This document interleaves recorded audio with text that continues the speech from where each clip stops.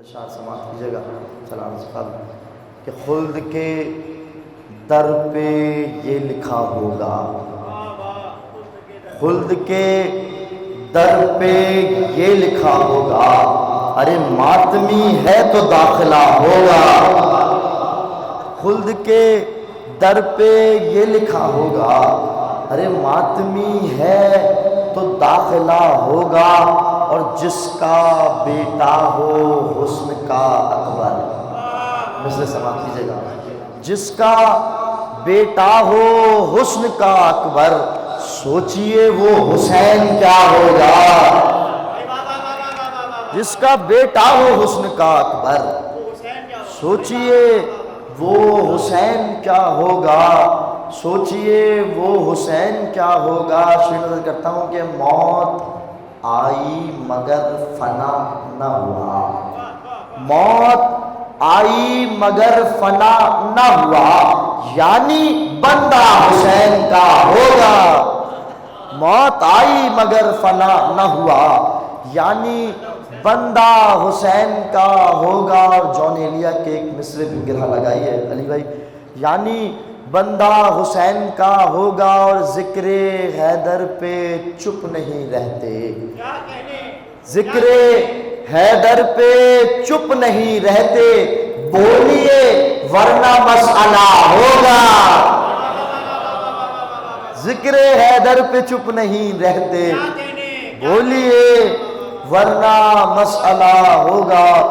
خوشنودیے شہزادی کونین بابا بلند سلام، اللہم صلی اللہ محمد انوار۔ مولا آپ کی خیر کرے، مولا آپ کی سماعتوں کی خیر کرے۔ یقین مانیے ذکر علی نہیں ہے ہر ایک کے نصیب میں، اس ذکر سے حیات کی راہیں سواریے ہیں خوش نصیب۔ ذکر علی سن رہے ہیں آپ، اپنی سماعتوں پہ سے صدقہ اتاریے۔ شہزادی آپ کی سماعتوں کو سلامت رکھے۔ نظر کرتا ہوں مسئلے سماعت کیجیے گا کہ کیا خاک زندگی ہے ولائے علی بغیر، کیا خاک زندگی ہے ولائے علی بغیر، ارے کس کام کا چراغ بھلا روشنی بغیر، کس کام کا چراغ بھلا روشنی بغیر۔ بہلول نے بتا دیا ملتی نہیں خیرد، بہلول نے بتا دیا ملتی نہیں خیرد، عشق ابو طلحہ میں دیوانگی بغیر، عشق ابو طلحہ میں دیوانگی بغیر۔ وقت صاحب شیئر نظر کرتا ہوں، آپ نے سماعت کیجئے گا کہ دوزخ بھی کہہ رہی ہے کہ جلدی سے بھیج دو۔ جس طرح جنت جو ہے وہ حسین کے عزاداروں کی منتظر ہے، اس طرح دوزخ بھی تو ہوگی نہ کسی کی منتظر، ہر شخص کسی کے انتظار میں ہے۔ شیئر نظر کرتا ہوں علی بھائی کافی سماعت کیجئے گا۔ دوزخ بھی کہہ رہی ہے کہ جلدی سے بھیج دو، ارے جلنے میں لطف آتا نہیں شیخ جی بغیر، جلنے میں لطف آتا نہیں شیخ جی بغیر۔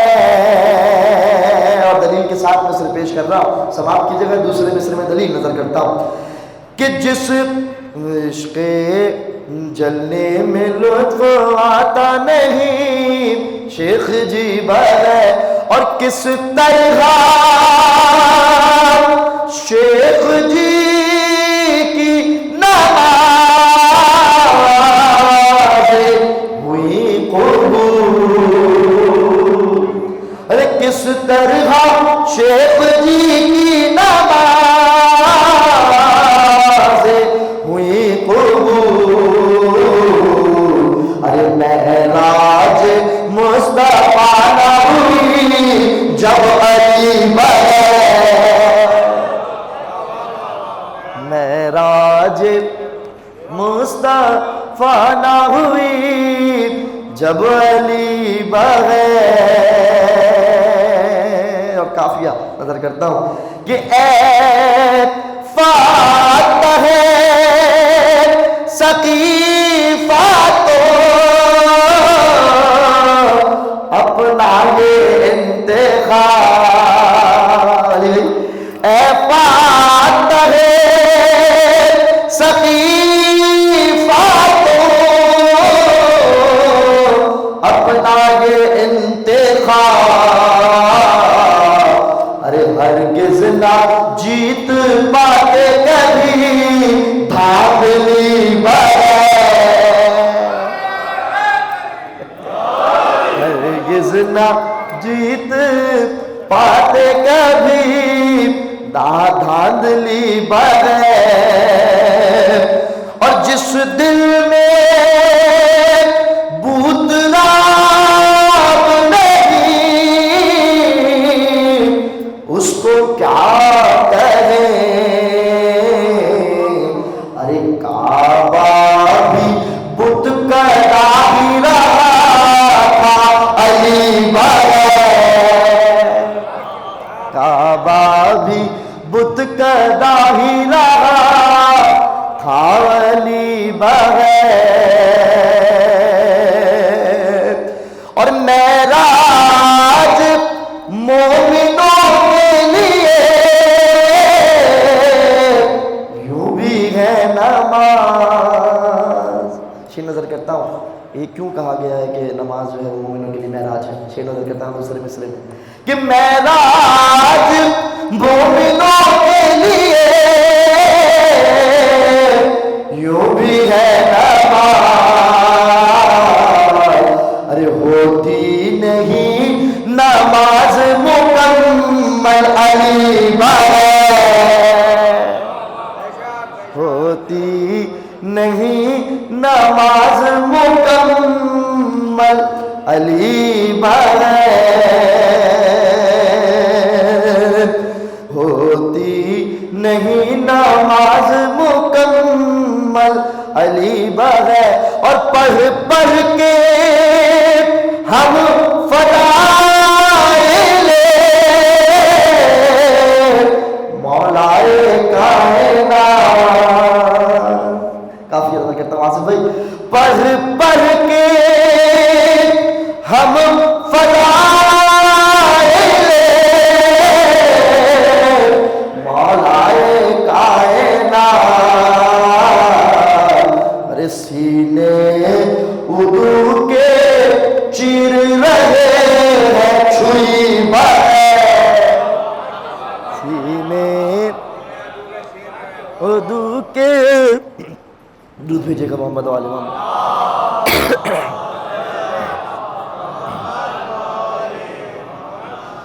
سینے اردو کے چیر رہے ہیں چھری بغیر ایک مرتبہ ضرور پڑھیے گا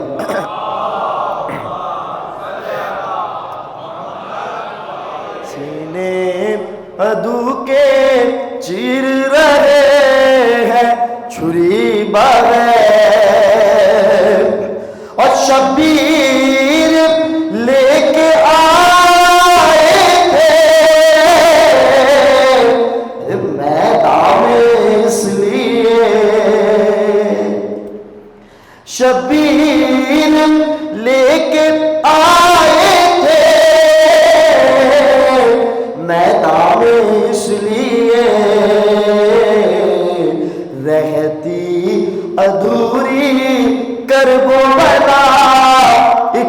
ہنسی بغیر رہتی ادھوری کرب و بلا ایک ہنسی بغیر. اور آخری دو سے نظر کرتا ہوں کہ مفتی یہ بات صاف ہے تو مان یا نہ مان. مفتی یہ بات صاف ہے تو مان یا نہ مان. ارے دنیا و دین کچھ نہیں ہوئے علی بغیر. دنیا و دین کچھ نہیں حب علی بغیر. اور آخری شعر نظر کر رہا ہوں. مستند روایات کے ساتھ اہل سنت کی روایات بھی موجود ہیں اور ہمارے مکتب میں بھی یہ روایت موجود ہیں. دوسرے مصرے میں دلیل پیش کرتا ہوں. پہلا مصرع سماعت کیجیے گا, آخری شعر نظر کرتا ہوں, سماعت کیجیے. لی بھائی. ایمان دین کچھ نہیں حب علی بغیر. ارے بدعت ہے گئے, بدعت ہے گئے تو فتویٰ لگاؤ رسول پہ. ارے بدعت ہے گئی تو فتویٰ لگاؤ رسول پہ. ارے خود مصطفیٰ رہ سکے نام علی بغیر. اللہم صلی علی محمد.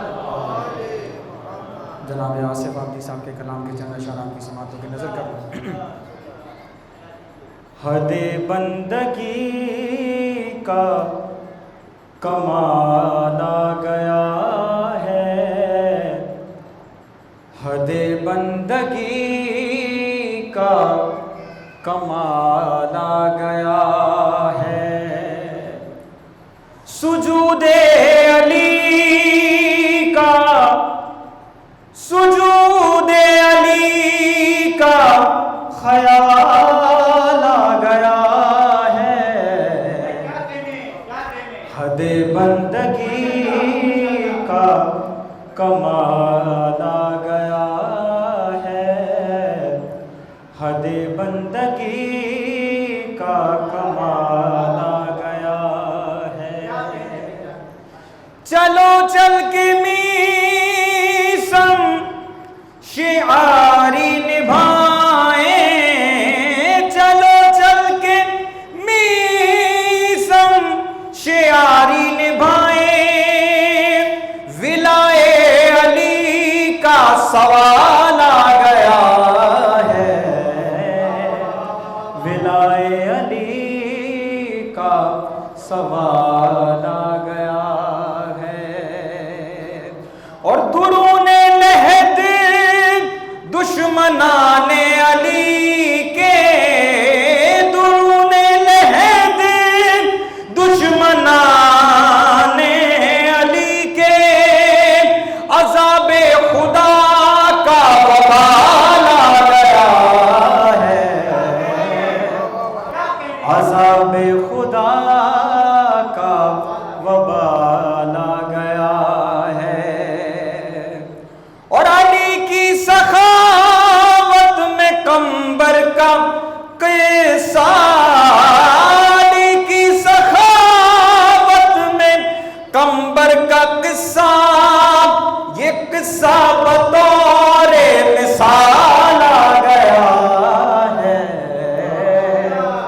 یہ قصہ بطور مثال آ گیا ہے. اور یہ شعر بطور خاص کہ جو سوچا کہ کیا ہے دلیل الہی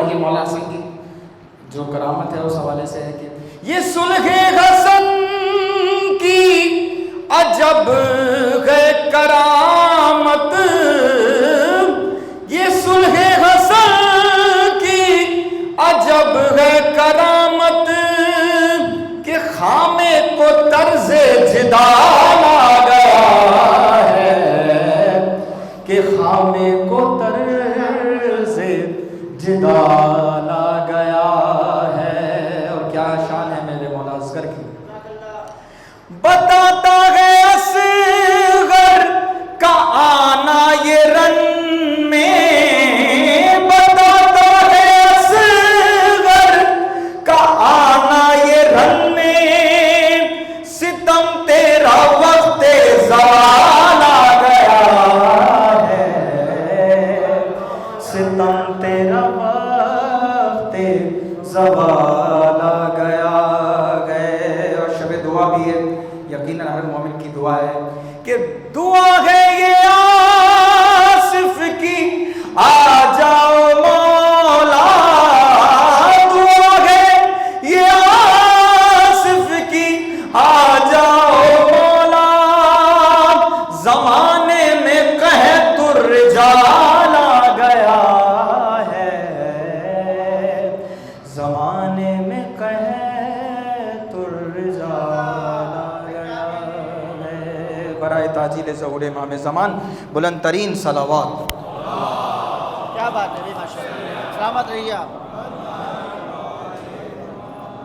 اعوذ باللہ من الشیطان الرجیم، بسم اللہ الرحمن الرحیم، الحمدللہ رب العالمین، الحمدللہ الذی هو الاول والآخر والظاہر والباطن وله الملک وله الحمد، یحیی ویمیت ویمیت ویحیی وهو حی لا يموت بیدہ الخیر وهو على كل شیء قدیر، والصلاة والسلام على النبي الأمي القرشي الهاشمي المكي المدني الأبدحي التهامي العبد المؤيد والرسول المسدد المصطفى الأمجد المحمود الأحمد حبيب إله العالمين سيدنا ومولانا أبي القاسم محمد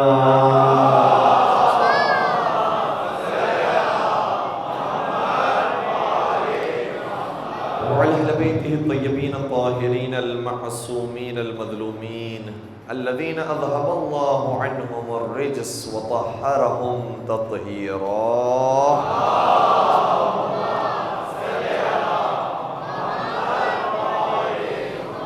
ولعنة الله على أعدائهم أجمعين، أما بعد فقد قال الله تبارك وتعالى في محكم كتابه المجيد وفرقانه الحميد، بسم الله الرحمن الرحيم، أفمن يهدي إلى الحق أحق أن يتبع أم من لا يهدي إلا أن يهدى فما لكم كيف تحكمون۔ درود پڑھ دیجئے محمد وآلہ۔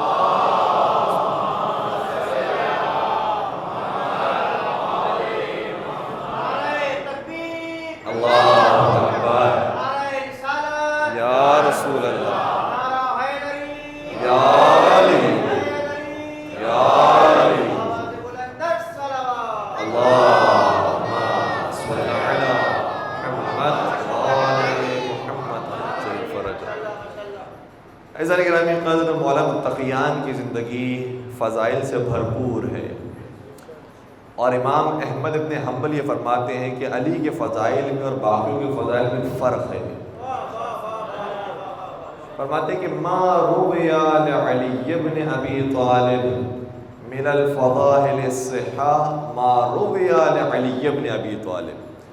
فرماتے ہیں کہ اصحاب رسول میں سے کسی کے بھی اتنے صحیح فضائل ہم تک نہیں پہنچے ہیں جتنے علی بن ابی طالب کے پہنچے ہیں۔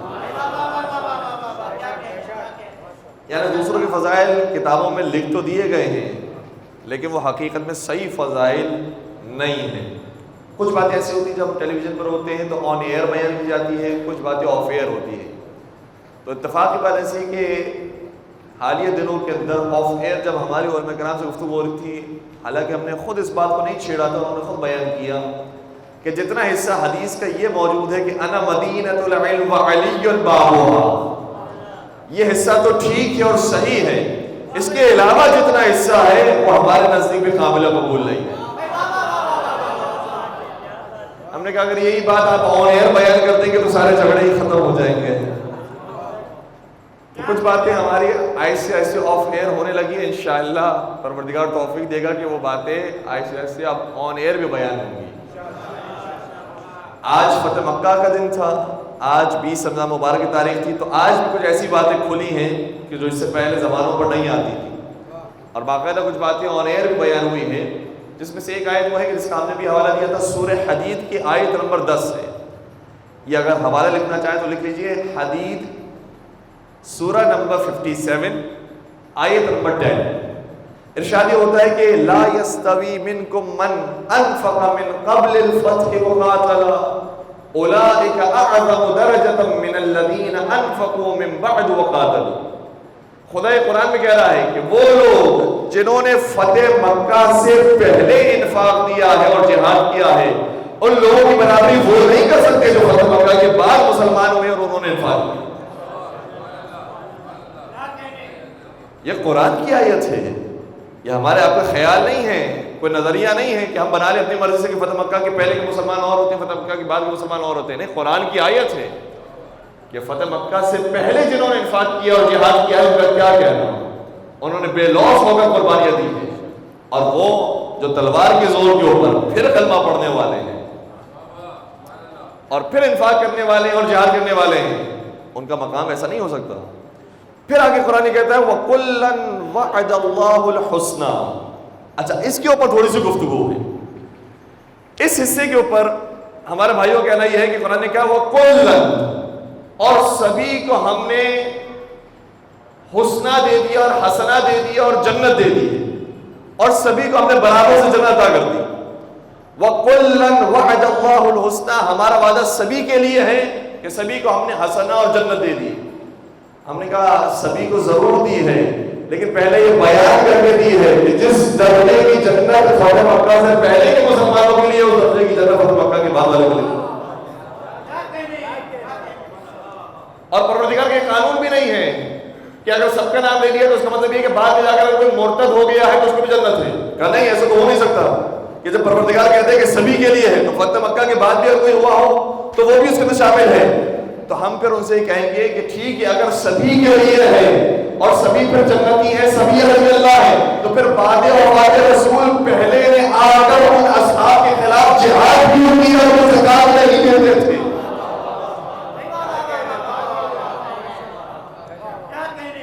جب قرآن کہہ رہا ہے وَكُلًّا وَعَدَ اللَّهُ الْحُسْنَى، ہم نے سب کو وعدہ دے دیا ہے جنت کا، تو جنتیوں کو قتل کرنا کتنا بڑا جرم ہوگا؟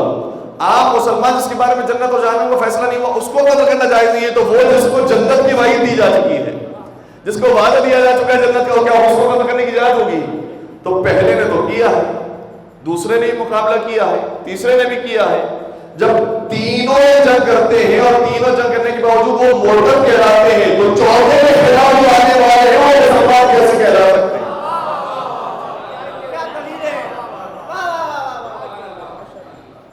یہ ڈبل اسٹینڈرڈز اپنے یہاں سے ہٹا لیجئے۔ جو پہلے کے خلاف خروج کرنے والا ہے اس کے بارے میں آپ کا جو عقیدہ ہے وہی چوتھے کے بارے میں خروج کرنے والے کے بارے میں عقیدہ ہونا چاہیے۔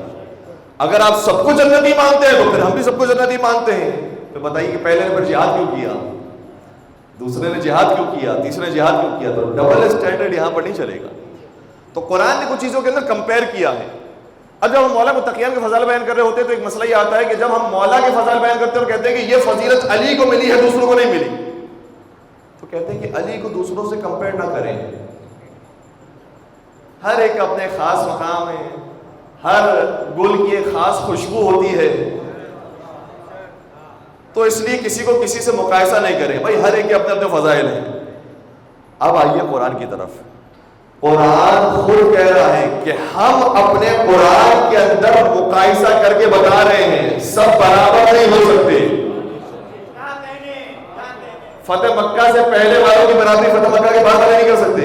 اسی طریقے سے قرآن ایک اور مقام پر کہا قل هل يستوي الذين يعلمون والذين لا يعلمون, کیا جاننے والوں کی برابری وہ کریں گے جو نہیں جانتے؟ یہ دونوں برابری نہیں کر سکتے.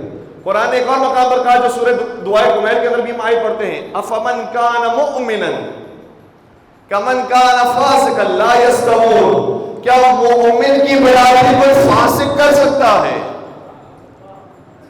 جب مومن کی برابری کوئی فاسق نہیں کر سکتا تو امیر المومنین کی برابری کوئی فاسق کر سکتا ہے؟ بھائی صاحب ایمان کی برابری نہیں کی جا سکتی تو کل ایمان کی برابری کون کرے گا؟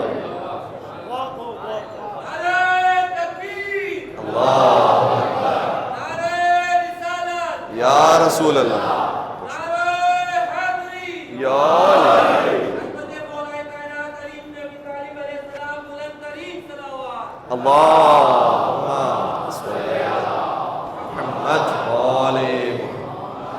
تو اب آئیے علی مرتضیٰ کی فضائل کے اوپر جو کسی اور کو نصیب نہیں ہوئے.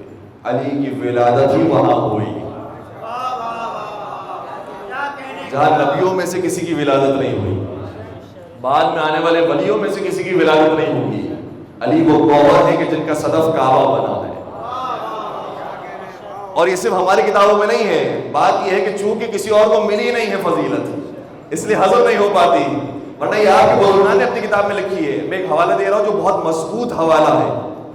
حاکم نیشاپوری نے اپنی کتاب المستدرک علی الصحیحین میں اس روایت کو لکھا ہے. حاکم نیشاپوری کی یہ کتاب ایسی ہے, فرماتے ہیں کہ جو صحیح بخاری اور صحیح مسلم کے معیار پر حدیث اترتی تھی لیکن انہوں نے نہیں لکھی ہے, وہ میں اپنی کتاب میں لکھ رہا ہوں. اس کا مطلب کچھ ایسی حدیثیں تھی جو معیار بخاری اور مسلم پر پوری اترتی تھی لیکن انہیں وہ توفیق نہیں مل سکی. اب ان تک وہ اطلاع نہیں پہنچی یا اطلاع پہنچی لیکن مناسب نہیں سمجھا, جو بھی وجہ ہو, لیکن انہوں نے اپنی کتاب میں لکھی ہے کہ یہ ہے وہی معیار پر جو بخاری اور مسلم کا معیار ہے.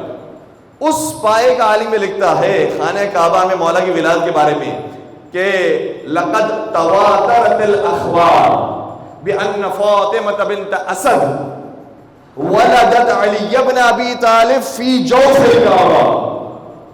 ہم تک تواتر کے ساتھ روایتیں پہنچی ہے کہ علی بن ابی طالب کی ولادت خانہ کعبہ میں ہوئی. کیا فرمایا انہوں نے؟ تواتر کے ساتھ. تواتر ایک خاص اصطلاح ہے. اگر ہم اپنے عام زبان کے اندر کہتے ہیں کہ بھئی میرے پاس تواتر کے ساتھ خبر آئی ہے تو ہماری بات کی کوئی ویلیو نہیں ہے. لیکن کوئی محدث اگر کہتا ہے, حدیث شناس اگر کوئی کہتا ہے کہ یہ بات مجھ تک تواتر کے ذریعے پہنچی ہے تو اس کا مطلب یہ ہے کہ یہ یقین پر ہے. جیسے قرآن کی آیت ہو ویسے ہی یہ بات تاریخی حقیقت ہے کہ میرے پاس تواتر کے ساتھ یہ خبر پہنچی ہے. اور کہنے والا کون ہے؟ حاکم نیشاپوری. حاکم کوئی معمولی حدیث شناس کو نہیں کہتے ہیں. ایک ہمارے یہاں ہوتا ہے عالم, صحیح عالم ہے, پھر ہوتا ہے مجتہد, پھر ہوتا ہے مرجع. یہ ہمارے اسٹینڈرڈز ہیں. ان کے اسٹینڈرڈز یہ ہیں کہ ایک عالم ہوتا ہے, پھر محدث ہوتا ہے جو حدیث یاد بھی کیا ہوتا ہے, حدیث بیان بھی کرنے والا ہوتا ہے, اس سے کتابیں لکھی ہوتی ہیں. محدث کے بعد جس کا مرحلہ آتا ہے اس کو کہا جاتا ہے حاکم. اب اس کا نظریہ حکومت کرے گا سارے نظریوں کے اوپر, تو جس کا نظریہ سارے نظریوں کے اوپر حکومت کرتا ہے اس نے کہا ہے کہ مستقل یہ بات تواتر کے ساتھ پہنچی ہے کہ علی کی ولادت خانہ کعبہ میں. کیا کہنے ہو, کیا کہنے بابا.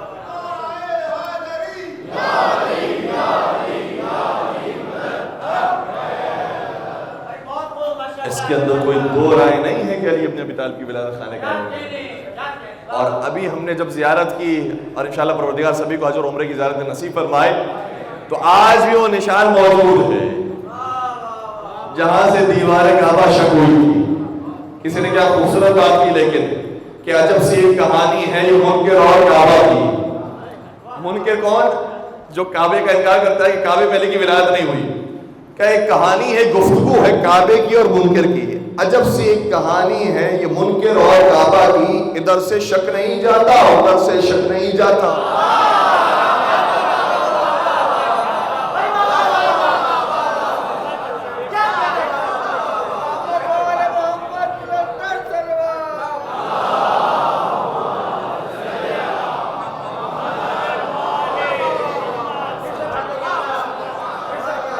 سلامت عجب سے ایک کہانی ہے، یہ منکر اور کعبہ کی، ادھر سے شک نہیں جاتا ادھر سے شک نہیں جاتا۔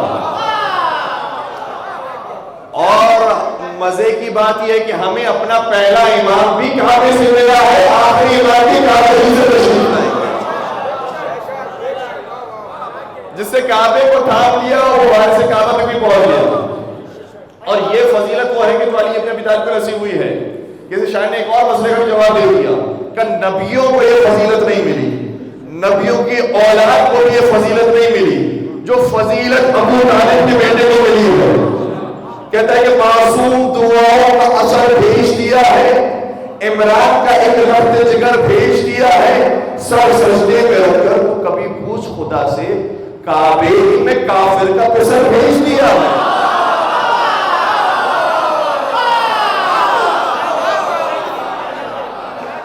حیدر حیدر حیدر حیدر حیدر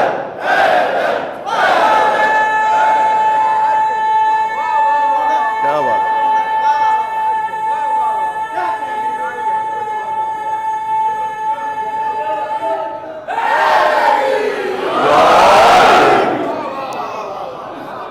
کعبے ہی میں کافر کا پسر بھیج دیا ہے۔ نبیوں کی اولادوں کو یہ توفیق نہیں ہوئی، نبیوں کی اولادوں کو یہ فضیلت نہیں ملی جو ابو طالب کے لال کو ملی۔ اور یہ ابھی آغاز ہے، علی کا آغاز کعبے سے ہے۔ ہائے ہائے ہائے، پھر جب آئے تو دامان مصطفیٰ میں آئے، نبی آگے آگے ہوتے تھے، علی پیچھے پیچھے ہوتے تھے۔ 10 سال نبی کے ساتھ گزار دیے۔ جب 10 سال گزارنے کے بعد نبی نے اعلان توحید کیا تو علی سب سے پہلے لبیک بولنے والے تھے۔ دعوت ذوالعشیرہ میں سبھی کو جمع کیا تھا، سبھی تک پیغام پہنچایا تھا، لیکن کسی نے اپنے ہاتھ کو بلند نہیں کیا، اسی نے بلند کیا جس کا ہاتھ بلند ہوا، اسے اپنا وصی بنا دیا، اپنا وزیر بنا دیا، اپنا جانشین بنا دیا۔ اچھا، علی اور نبی کے اندر ایک رشتہ ہے، مولا علی اور مولا نبی کے اندر جو رشتہ ہے وہ ویسے تو سگے چچا بھائی کا ہے، بھائی کا رشتہ ہے، لیکن جو ایج ڈفرنس ہے وہ اتنا زیادہ ہے کہ جب میرے نبی کی عمر 30 برس کی تھی تب علی مرتضیٰ کی ولادت ہوئی تھی، تو 30 سال کا فاصلہ ہے جو عام طور پر ایک باپ اور بیٹی کے درمیان ہوتا ہے۔ اسی لیے میرے مولانا صاحب فرماتے ہیں نہج البلاغہ میں نبی کے ساتھ ساتھ ایسے رہا جیسے اونٹنی کے پیچھے اس کا بچہ ہوتا ہے۔ اور عربوں کے یہاں ایک مشہور کہاوت تھی کہ اونٹنی کا بچہ وہی کرتا ہے جو اس کی ماں کرتی ہے۔ نبی نے جو کیا علی نے وہی کر کے دکھایا۔ نبی نے جن سے سلو کی تھی علی نے بھی سلو کی، نبی نے جن سے جنگ کی تھی علی نے بھی جنگ کی۔ علی نے جنگ اور سلو کر کے بتا دیا یہ سلو وہ سلو نہیں ہے کہ تم یہ سمجھ رہے ہو کہ ہم نے انہیں مسلمان مان لیا ہے۔ جس طریقے سے سلح حدیبیہ کے موقع پر نبی نے سلو کی تھی اسی طریقے سے میرے مولا نے سلو فرمائی 25 سال تک، اور جب جنگ کی تو ویسے ہی جنگ کی کہ جیسے نبی نے جنگ کی تھی۔ جس طرح سے نبی کفار کے مقابلے پر ہوتے تھے علی منافقین کے مقابلے پر ہوتے تھے۔ کیوں؟ کیونکہ علی صرف مؤمن نہیں ہے، مومن اور منافق کی پہچان ہے۔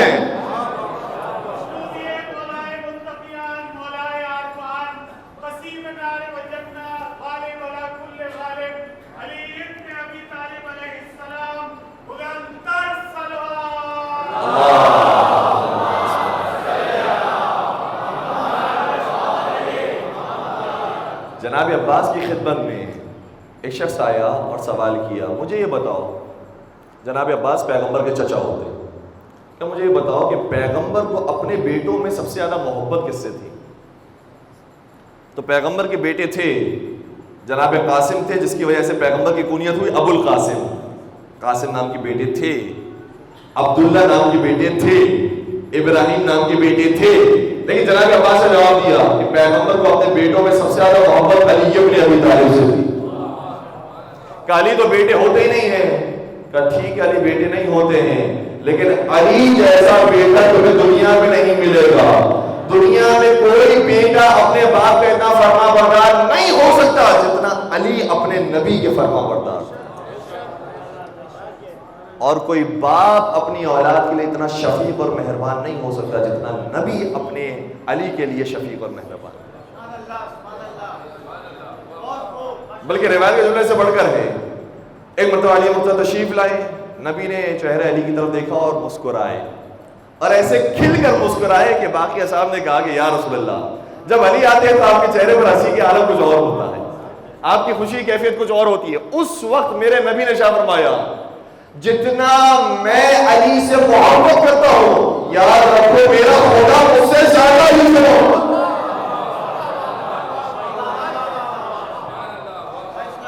اس لیے خدا نے کسی کو اپنا گھر نہیں دیا، گھر دیا تو علی کو گھر دیا۔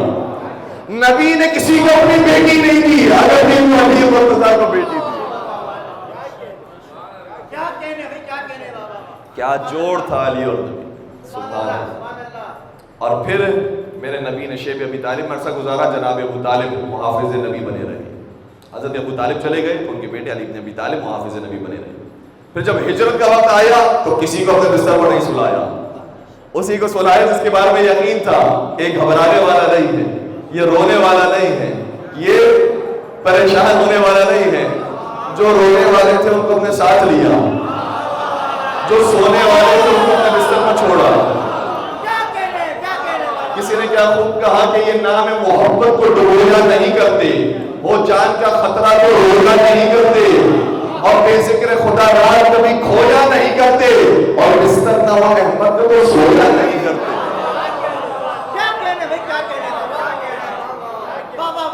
بستر نہ ہو احمد کا تو سویا نہیں کرتے، ہر فکر سے بالا یہ حق کا ولی ہے، سوئے تو محمد جاگے تو علی ہے۔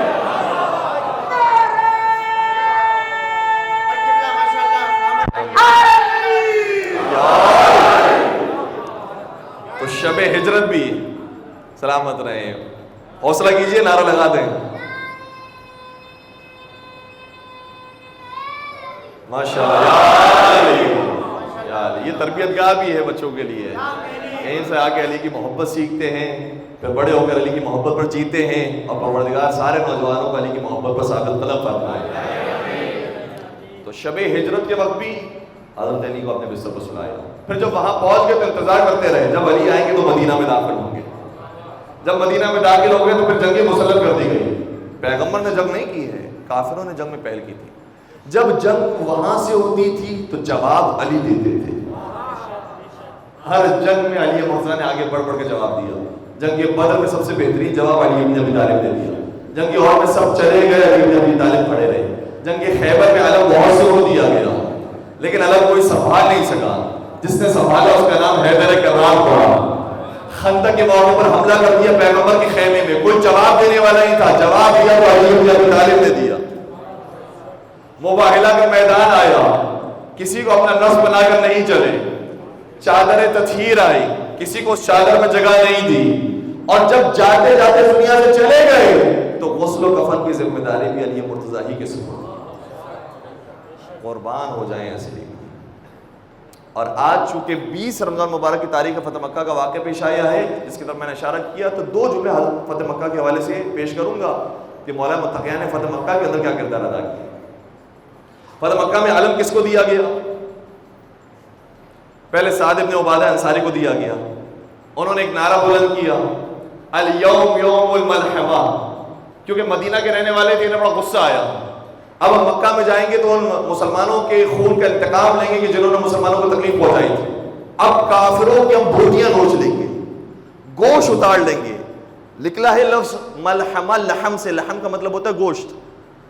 ہم ان سے بدلہ لیں گے، خونی بدلہ لیں گے، ہم انہیں چھوڑیں گے نہیں۔ اور یہ جذبات کا اظہار کیا، اچھی بات ہے جذبات کا اظہار کرنا، تاکہ محبت کا پتہ چلے کہ یہ مسلمان ہے، رسول اللہ سے محبت کرتا ہے۔ جذبات کا اظہار کیا، لیکن جیسے جذبات کا اظہار کیا، پیغمبر نے فرمایا لا لے کر آ جاؤ علم سعد کے ہاتھ سے، اور دے دو علم علی بن ابی طالب کے ہاتھ۔ جیسے علی بن ابی طالب کے ہاتھ میں علم آیا، جملہ وہی رکھا، ایک حرف بدل دیا۔ اس نے کہا تھا الیوم یوم المرحمہ، میرے علی نے کہنا شروع کیا الیوم یوم المرحمہ، آج بدلہ لینے کا دن نہیں ہے، آج تو رحمت کی بارشوں کا دن۔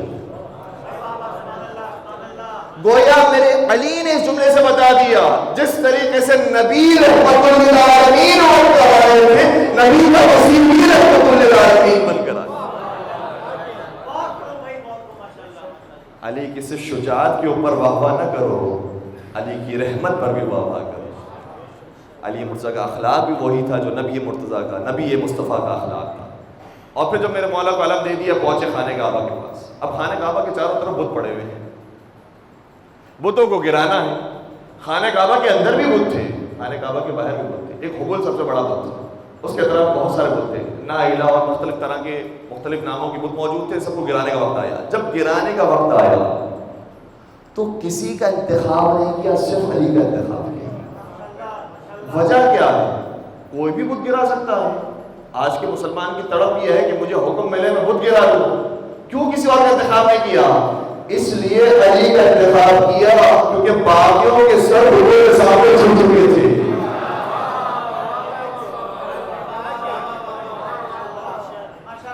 صرف یہ ایک سر تھا جو خدا کے علاوہ کسی کے سامنے نہیں جھکا تھا۔ اس لیے علی ابن ابی طالب کو اپنے دوش پر سوار کیا۔ دوش نبی پر سوار ہونے کے بعد علی ابن ابی طالب نے حبل کو بھی گرایا، سارے بتوں کو گرایا۔ جب بتوں کو گرا دیا تو آواز غیبی آئی اور وحی نازل ہوئی، قل جاء الحق وزهق الباطل ان الباطل كان زهوقا۔ حق آ گیا، باطل چلا گیا، اور باطل کو چلا ہی جانا تھا۔ میں کہوں گا حق بھی اس کے ہاتھوں سے آیا ہے کہ جس کے بارے میں نبی نے فرمایا تھا، علی مع الحق والحق مع علی یدور حیث ما دار۔ وہ یہ خدا بھی بتانا چاہ رہا ہے علی حق ہے، نبی بھی بتا رہے علی بھی حق ہے۔ اب جو علی کے معاملے میں آئے گا وہ حق نہیں ہو سکتا۔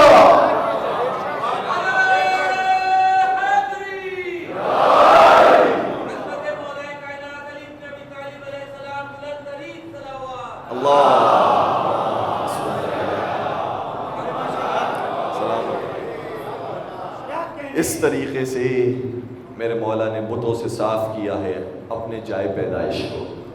آیا مولا غازی عباس خانہ کعبہ کی چھت پر تشریف لے گئے۔ سب سے پہلا فقرہ میں آپ کی خدمت بیان کر رہا ہوں، باقی خطبے کا جملہ چھوڑ رہا ہوں۔ فرمانے لگے بسم اللہ الرحمن الرحیم، الحمدللہ الذی جعل شرف هذا بقدوم ابیہ۔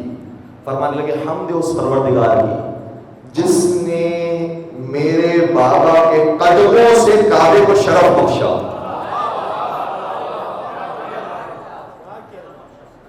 بلکہ میں صحیح ترجمہ اور دقت سے پیش کر دوں تو مقام حضرت غازی عباس اور بھی پسند آئے گا۔ فرمانے لگے شرف ھذا بقدوم ابیہ۔ ابیہ ویسے تو مولا غازی عباس کے بابا بھی علی مرتضیٰ ہیں، لیکن نہیں کہا کہ میرے بابا کے قدموں کی وجہ سے، بلکہ جب خطبہ دے رہے تھے تو حسین سرکار سے بھی شورا موجود تھے۔ فرمانے لگے حمد اس خدا کی جس نے اس کعبے کو شرف بخشا حسین کے بابا کے قدموں کی وجہ سے۔ من کان بالامس بیتا اصبح قبلۃ، جو پہلے کل تک گھر تھا میرے بابا کے قدم آنے کی وجہ سے وہ قبلہ ہو گیا۔ اللہ اکبر، یہ حضرت علی مرتضیٰ کا مقام مرتبہ ہے۔ کعبے کو قبلہ بنایا ہے علی مرتضیٰ کی تشریف آوری کے بعد۔ جس کی ابتدا یہ ہو اس کی انتہا کیا ہوگی؟ ہم اس کی انتہا اس کے فضائل تک تو نہیں پہنچ سکتے۔ بس چند ایک باتوں کو بیان کر کے میں زحمت کو تمام کروں گا۔ حضرت علی مرتضیٰ کا علم کل کی گفتگو کے اندر آیا تھا۔ ایک مسئلہ پھر خلیفہ ثانی کے زمانے میں پیش آیا۔ خانہ کعبہ کے پاس بہت سارے لوگ تبرکات رکھتے تھے اور خانہ کعبہ کے خدمت میں نذرانے پیش کرتے تھے، جس طریقے سے ہمارے یہاں بھی مزاروں میں نذرانے پیش کیے جاتے ہیں۔ اب خانہ کعبہ کے اوپر آنے والے نذرانے اتنے زیادہ بڑھ گئے کہ خلیفہ کے ذہن میں ایک ترکیب آئی، کہا کہ یہ سارے نذرانے میں اپنے پاس لیتا ہوں اور اس سے ہتھیار خریدتے ہیں تاکہ اسلامی حکومت میں اضافہ ہو سکے۔ اچھا خیال تھا کہ ہتھیار خریدیں گے اور حکومت اسلامی میں اضافہ کریں گے۔ لوگوں سے مشورہ لیا، اس زمانے کے علماء سے مشورہ لیا، سبھی نے کہا کہ ماشاءاللہ آپ کو کیا کہنا آپ کی ذہانت کا، کیا آپ کے ذہن میں یہ ترکیب آئی ان پیسوں کو ہتھیار کے اندر استعمال کریں گے اور اس سے ہم افواج اسلام کو دیں گے اور اس کے بعد یہ حکومت آگے بڑھے گی۔ سب نے دستخط کر دی، اجازت مل گئی۔ جب بات علی ابن ابی طالب تک پہنچی تو خلیفہ کو بلایا اور خلیفہ کو کہا کہ خبردار یہ کام نہیں کرنا۔ کہ کیوں؟ کہ اس کی دلیل قرآن میں موجود ہے۔ کہ قرآن کیسے دلیل ہے؟ کہ قرآن میں ہر خوش و در موجود ہے، اور جو موجود نہیں ہے وہ جیسا ہے ویسا ہی رہے، وہ جیسا مباح طریقے سے ہو رہا ہے کام ویسے ہی ہونے دیا جائے، ورنہ جو حلال حرام ہے وہ سب قرآن کریم میں بیان کر دیا گیا ہے۔ قرآن میں جتنے مالی واجبات ہیں اس کی 4-5 قسمیں ہیں۔ یا قرآن نے زکوٰۃ کو بیان کیا ہے، یا قرآن نے خمس کو بیان کیا ہے، یا قرآن نے صدقہ خیرات کو بیان کیا ہے، یا قرآن نے میراث کو بیان کیا ہے، یا قرآن نے مال فی کو بیان کیا ہے۔ مشکل تو نہیں ہو رہی بات؟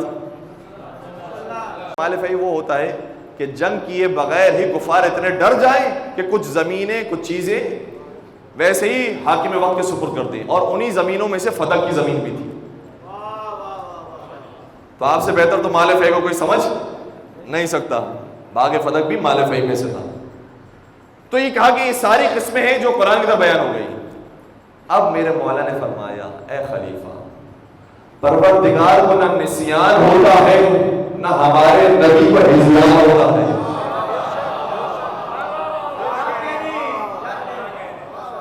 اگر کعبے کے اوپر تبرکات کے بارے میں کوئی حکم ہوتا تو یقیناً خدا ہی اپنے قرآن میں بیان کرتا یا مصطفیٰ اپنے فرمان میں بیان کرتے، لیکن دونوں نے اگر بیان نہیں کیا، اور ان کے زمانے میں بھی لوگ آ کر قربانی کیا کرتے تھے، تبرکات دیا کرتے تھے اور ویسے ہی رہنے دیا، تو اس کا مطلب یہ ہو کہ سنت رسول یہ ہے کہ جیسے تبرکات کعبے میں آئے ویسے ہی چھوڑ دیا جائے، اسے ہتھیاروں میں استعمال نہ کیا جائے۔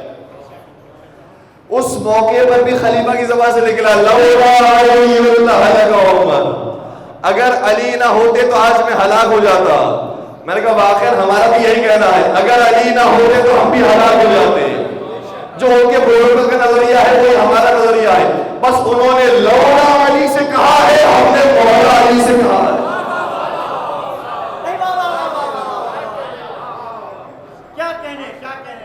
وہ زندگی بھر لولا علی لولا علی لولا علی کہتے رہے ہیں، ہم زندگی بھر مولا علی مولا علی مولا علی کہتے ہیں، اور لام کے بعد ہی میم آتا ہے۔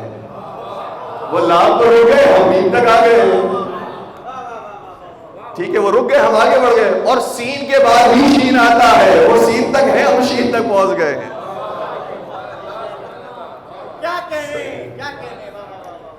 تم علی مرتضیٰ نے اپنے زمانے میں ایسے مشکل مسائل کو اتنی آسانی سے حل فرمایا، اور جب کسی نے سوال کیا کہ آپ اتنا جلدی کیسے جواب دے دیتے ہیں، تو فرمایا تیرے ہاتھ میں انگلیاں کتنی ہیں؟ کہ 5 انگلیاں ہیں۔ کہ تو نے سوچ کے جواب نہیں دیا، کہ میں ہر وقت اپنے سامنے دیکھ رہا ہوتا ہوں، کہ جس طرح تیرے سامنے تیری انگلیاں رہتی ہیں، سریخ سری کے سامنے کائنات رہتی ہے۔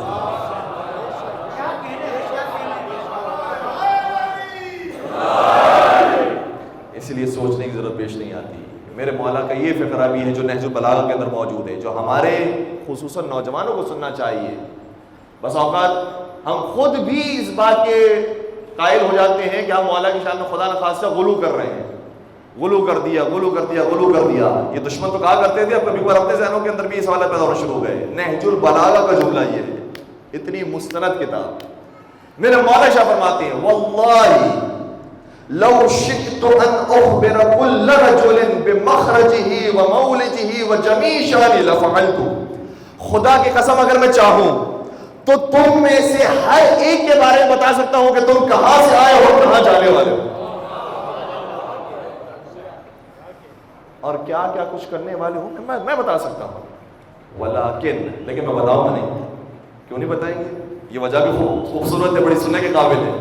پھر مولا بتا دیجئے کیوں نہیں بتائیں گے کہ ولیکن اخاف ان تکفروا فی برسول اللہ صلی اللہ علیہ وسلم، کہ میں اس لیے بیان نہیں کر رہا کہ کہیں ایسا نہ ہو کہ تم میری باتوں میں گم ہو کر رسول اللہ کو فراموش کر دو۔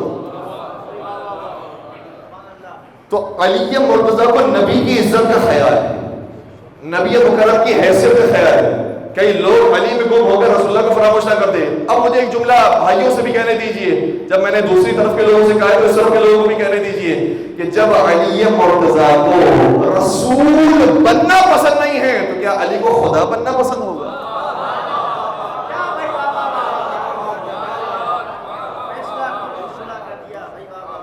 کسی نے کیا خوب کہا تھا، خدا خود احمد مختار کر دے، نبی کو احمد مختار کر دے، خدا خود احمد مختار کر دے، نبی خود صاحب دستار کر دے۔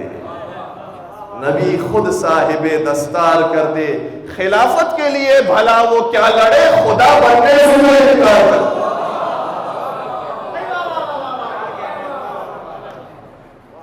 ایک نعرہ لگا دیجئے گا بلند تر۔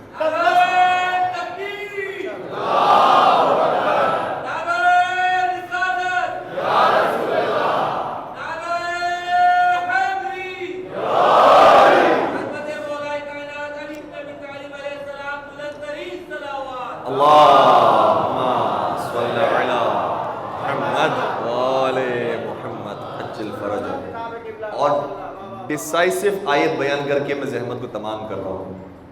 یہ صرف روایتوں کی حد تک نہیں ہے کہ حضرت علی مرتضیٰ کے پاس علم غیب تھا، اور علم غیب انہوں نے خود ایجاد نہیں کیا، علم غیب رسول اللہ سے ملا ہے، رسول اللہ کو پروردگار سے ملا ہے۔ ہمیشہ یہ عقیدہ ذہن میں رہے، وہ علم غیب ہم علی مرتضیٰ کا مانتے ہی نہیں ہیں کہ جو خدا کے مقابلے پر، اور خود علی مرتضیٰ وہ علم غیب نہیں مانتے تو ہم اور آپ کیا ہوتے ہیں؟ خود علی مرتضیٰ یہ فرماتے ہیں کہ مجھے جو علم غیب ملا وہ رسول اللہ سے ملا، رسول اللہ کو جو علم غیب ملا وہ پروردگار سے ملا۔ اب سنیے گا، ڈسائسو آیت میں بیان کر رہا ہوں اور بات کو ختم کر رہا ہوں۔ قرآن یہ شاہ فرماتا ہے کہ عالم الغیب فلا یظہر علی غیبہ احدا الا من ارتضی من رسول۔ پروردگار قرآن میں شاہ فرماتا ہے کہ خدا غیب کا جاننے والا ہے، اور خدا کے غیب پر کسی کو اطلاع نہیں ہے، کسی کو اطلاع نہیں ہے، الا مگر کچھ افراد کے۔ یہ ایسے کیسے افراد ہیں؟ یہ الا من ارتضی من رسول، ایسے افراد ہیں کہ جو خدا کی طرف سے بھیجے ہوئے میں سے صاحب ارتضا ہو۔ پورا مجمع ساتھ رہے، جو صاحب ارتضا ہو۔ ارتضا نکلا ہے مرتضی سے، اور میں روایت بیان کر رہا ہوں چھٹے سرکار کی، چھٹے سرکار نے مجھے فرمایا، خود مولانا نے بھی فرمایا ہے، الا من ارتضی من رسول سے بولا کوئی اور نہیں، تمہارا مولا علی مرتضی ہے کہ جس کو علم غیب دیا گیا۔ دمست کلندر علی علی، دمست کلندر علی علی، حسنین کا بابا علی علی، حسنین کا بابا علی علی، کمبر کا آقا علی علی، صدیق اکبر علی علی، صدیق اکبر علی علی، فاروق اعظم علی علی، فاروق اعظم علی علی۔ نعرہ کیا بات ہے، سلامت یا علی۔ الرحمن بن ملجم لانا۔ بس عزیزو، شب 21 رمضان مبارک کی تاریخ ہے، اور یہ وہ تاریخ ہے کہ جب وجہ اللہ کا سر زخمی ہو گیا، کل ایمان کے خون سے محراب رنگین ہو گئی۔ آج ہم سب اپنے گھروں پہ جا کر آرام کریں گے۔ مجھے نہیں معلوم کہ شہزادوں کو آرام کیسے آئے گا۔ آج سب گھروں میں جا کر سحری کریں گے۔ دعا ہے کہ پروردگار سبھی کو اپنے پیاروں کے ساتھ زندہ رکھے، لیکن یہ سحری حسن و حسین نے کیسے کی ہوگی، غازی عباس نے کیسے کی ہوگی، شہزادی ام البنین نے کیسے کی ہوگی، اور شہزادی زینب ام کلثوم نے کیسے کی ہوگی۔ آخری لمحات آ گئے۔ جب ابن مجد کو پکڑ کے لایا گیا تھا تو میرے مولا نے سوال کیا تھا، حل کان بئس الامام لک، اے ابن مجد کیا میں تیرا برا امام تھا؟ میں نے تیرے ساتھ کوئی زیادتی کی تھی؟ میں نے تجھے تکلیف پہنچائی تھی؟ میں نے تجھے مارا تھا؟ میں نے تیرا مال بس کیا تھا؟ یہ انداز وہ ہے کہ جو اماموں کے اندر بار بار نظر آتا ہے۔ پہلے امام نے بھی کوفہ میں یہ سوال کیا، اپنے قاضی سے پوچھا کیا میں تمہارا برا امام تھا؟ کربلا میں امام حسین نے بھی یہ کہا کہ میں نے تمہارے مردوں کو قتل کیا ہے، کیا میں نے تمہارے عورتوں کی عصمت دری کی ہے، کیا میں نے کوئی چوری کی ہے؟ اگر کسی کا کوئی حق میری گردن میں پڑتا ہے تو آپ کو بتائے۔ اور ظاہر سی بات ہے کہ کوئی اٹھنے والا نہیں تھا۔ جس طریقے سے مولا علی نے حجت تمام کی، اسی طریقے سے کربلا میں مولا حسین نے حجت تمام کی، تاکہ دنیا والے جان لے کہ یہ جیسے شہید کیے گئے ہیں ان کی شہادت کے ساتھ کسی اور کی شہادت کو نہ ملانا، ان کی شہادت کے ساتھ کسی اور کی شہادت کو نہ ملا. بہت سے اور خلفاء بھی شہید کیے گئے ہیں، لیکن مجھے بتائیے کیا انہوں نے سوال کیا کہ کیا میں تمہارا برا امام تھا؟ کیا میں نے تمہارے ساتھ انصاف نہیں کیا؟ کیا میں نے تمہارے ساتھ عدل نہیں کیا؟ صرف یہ جملے کہے تو یا مولا علی نے کہے یا مولا حسین نے کہا. اور پھر یہ بھی عجیب بات ہے کہ مولا علی نے وصیتوں میں بیان فرمایا اگر میں زندہ رہوں تو خود بہتر جانتا ہوں کہ اپنے مجرم کے ساتھ کیا کیا تھا، اور اگر میں مر جاؤں تو اس کے سر پر ایک ہی ضربہ پھیلانا. میں کہوں کہ یار مومنین یہ آپ نے ایک ضربہ کی اتنی تاکید کیوں کی؟ نہج البلاغہ میں پوری تاکیدات موجود ہیں. کیوں تاکید کی؟ شاید اشارہ کرنا چاہ رہے ہوں کہ کوئی ایسے بھی تھے جب ان کو شہید کیا بھی گیا، ان کو قتل کیا بھی گیا، تو انہوں نے قاتلوں کے گھر اجاڑ دیے. انہوں نے قاتلوں کے گھر اجاڑ دیے اور ان کے سارا ساز و سامان لوٹ لیا. لیکن میں اور وہ اور تھے. دنیا کے حکمرانوں کو مارا جاتا ہے ان کے ظلم کی وجہ سے، ایک علی وہ ہے جس کو عدل انصاف کی وجہ سے مارا گیا. بس عزیزو اپنے قاتل کے بارے میں وصیتیں کی، پھر دیکھا کہ اس کے لب خوش ہو رہے ہیں، فرمانے لگے اس کے لیے پانی کا انتظام کرو، اس کے لیے مشروب کا انتظام کرو. بعض روایتیں کہتی ہیں کہ دودھ پیش کیا گیا اور قاتل دودھ پی رہا ہے. یہ راز تو کربلا میں کھلا، یہاں مولا اپنے قاتل کو جان پلاتے ہیں، وہاں خود مولا کا بیٹا کربلا کے میدان میں العطش کہتا رہا، کوئی پانی دینے والا نہیں تھا. اجرکم اللہ. قاتل کے بارے میں وصیتیں کی. پھر روایت یہ کہتی ہے ناداہم باسمائہم، پھر اپنے بچوں کو ان کے ناموں کے ساتھ پکارا.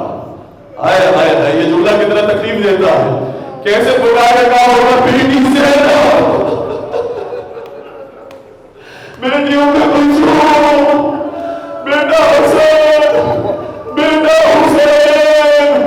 روایت کہتی ہے کہ میں نے مولا کے 12 بیٹے تھے، کم سے کم 12 بیٹے تھے، 15 بیٹیاں تھی. ہر ایک نام کے ساتھ پکارا. جو سنت کوفہ میں مولا علی نے لگا کی وہی سنت کربلا میں مولا حسین نے لگا کی. جاتے جاتے فرما کے گئے یا حسین، یا زینب، یا ام کلثوم، یا سکینہ علیکم من السلام. یہ میرا آخری سلام ہے. واقوفہ میں سارے بچوں کو بلا کر علی علیہ سلام دیا. کوئی میرے مولا کے طرف آ کر پیروں کو چومتا ہے، کوئی سیدھی آ کر سیدھوں کو چومتا ہے، کوئی موٹے کو آ چومتا ہے. آج اگر اس کی اولاد زندہ ہو وہ ایسے ہی اپنے بابا کو چومتی ہے. لیکن میں پرواہ ہوا کربلا کی اس کی دیوار پر جب بابا کے لاشیں پر موجود تو سر موجود رہی، بابا کے بدن پر موجود تو کفن موجود رہی. بابا کے قدموں سے لپٹ گئی کیونکہ سینے پر جگہ نہیں ہے، سینہ تینوں سے چھٹی ہو گیا. اور شکیہ کہتا ہے سکینہ باپ کے داخل سے تمہیں ہو گیا ورنہ انتہار گیا. اجرکم علی اللہ. آوازوں کو آزاد کر دیجئے گا. آج میں درخواست نہیں کروں گا. آپ جانے ہو شہزادیاں جانے، آپ جانے ہو شہزادی کی خدمت میں آپ کا پوسا جانے. نجف ارشد کی زیادہ نشانے ناسوں میں سب کی بیعت کو نصیب ہو. مولا کی ایمان اور ان کی ولایت کے ساتھ بہت نصیب ہو. علی مطلق کے آخری ساتھ جانے لگی، فرمانے لگے ہاذا رسول اللہ وہذہ فاطمہ وہذا اخی جعفر وہذا عمی حمزہ. دیکھو رسول اللہ لینے کے لیے آ گئے، فاطمہ زہرا لینے کے لیے آ گئے، جعفر تیار لینے کے لیے آ گئے، چچا حمزہ لینے کے لیے آ گئے. اور یہ کہنے کے بعد روح کو بزرگ سے نواز مل گئی. ہاں اسی طریقے سے معصومی دنیا سے رخصت ہوئے ہیں. لیکن کربلا کا معاملہ اور ہے. جب کوئی زمین پر گرتا تھا آواز کرتا ہے مولا حسین آ جائیے، اے بابا حسین آ جائیے، اے چچا حسین آ جائیے، اے مامو حسین.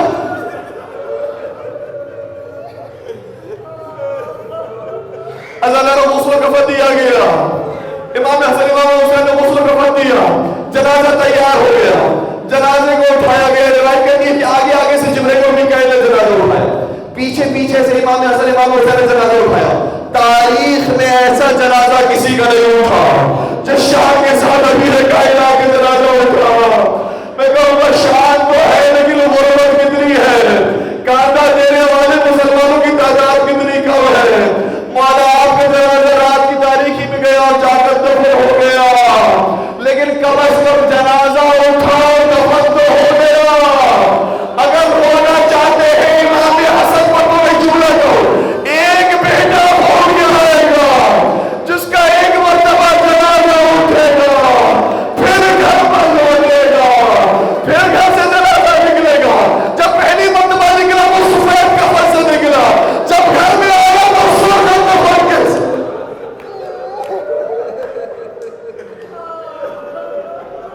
یہ مولا کے پہلے بیٹے کا جنازہ تھا اور دوسرا بیٹا جب زمین کربلا بنایا کوئی جنازہ اٹھانے والا نہ تھا، کوئی دفنانے والا نہ تھا۔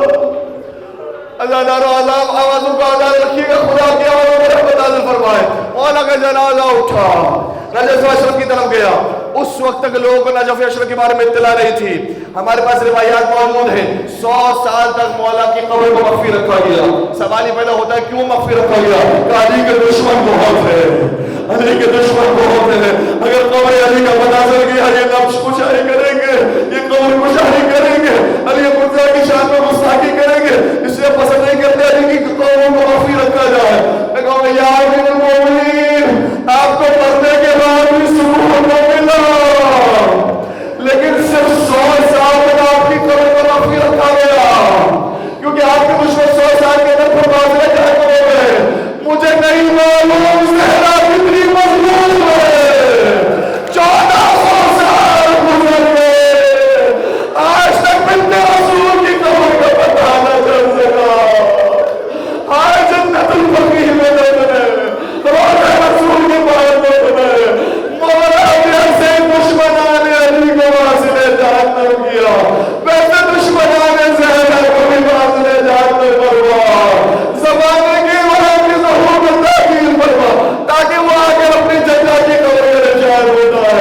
یہ ہے ہماری جدہ فاطمہ زہرا کی قبر، ایک قبر جنت البقیع میں، ایک نجف اشرف میں مدد۔ یا علی مولا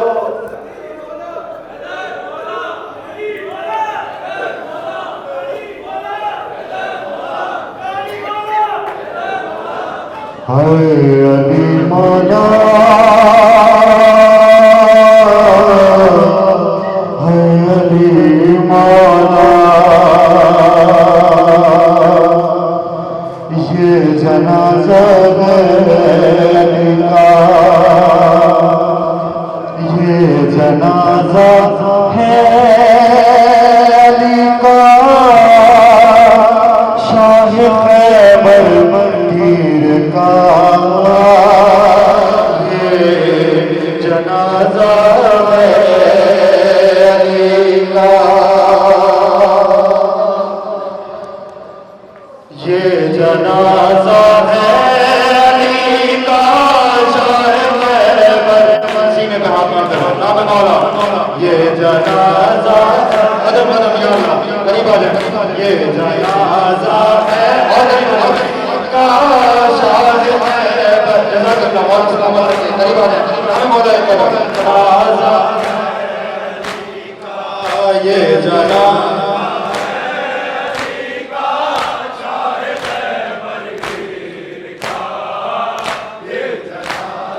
علی کا، آج بابا مر گیا ہے شفر و شفیر کا، نکلا یہ جنازہ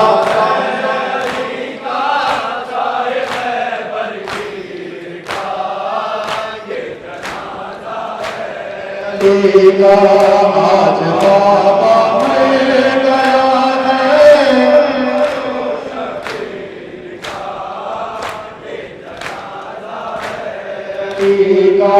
ہماری کی بیٹیوں پھر سے تازہ ہو گئے،